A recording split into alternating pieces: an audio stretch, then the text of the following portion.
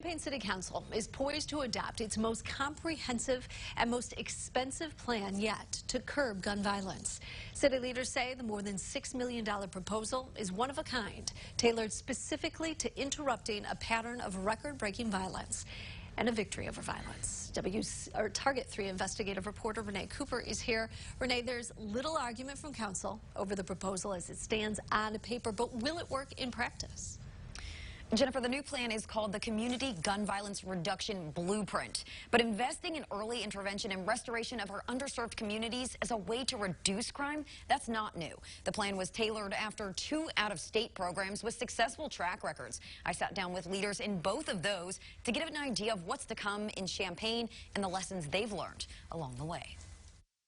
I believe it can work in any city if the intentions are pure. Sam Vaughn works with Richmond, California's Operation Peacemaker Fellowship. While gun violence rose across the country last year, his city saw a decline. But success didn't come right away. Discussions started more than 15 years ago, back in 2006. It was a really tough year, and the community was kind of in an uproar. It's what we're seeing in Champaign right now. The city reports those most impacted by and most likely to be involved in gun violence are young black men and teens between 15 and 30. And in Richmond, the most impacted are exactly who they're recruiting into the fellowship, providing one-on-one mentorship and access to basic necessities. So if you don't look at them as an asset and acknowledge that we will never solve this problem without partnering with them, the process will fail. The city of Richmond learned a tough resources lesson early on. About 2 years in, city staff was stretched too thin and gun violence skyrocketed once again. A few years later, they recruited more help and Operation Peacemaker Fellowship was born. By 2014, gun-related murders dropped by more than 30%. If you would go and invest in this and expect within 1 year for everything to turn around, you're misleading the public.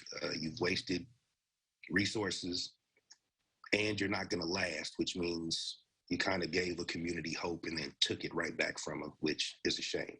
The city of Champaign is still grappling with how it'll pay for the blueprint beyond 2 years of federal COVID money. Over in Oakland, California, Demita Davis-Howard runs a similar program. It is working. Since the start of the ceasefire strategy in 2012, she says the city has seen its longest continuous decline in gun violence in 40 years. Similar to Champaign's plan, it relies on partnerships. Saving lives, keeping people out of jail, and trying to improve the community and police relationship. Those are the 3 main goals.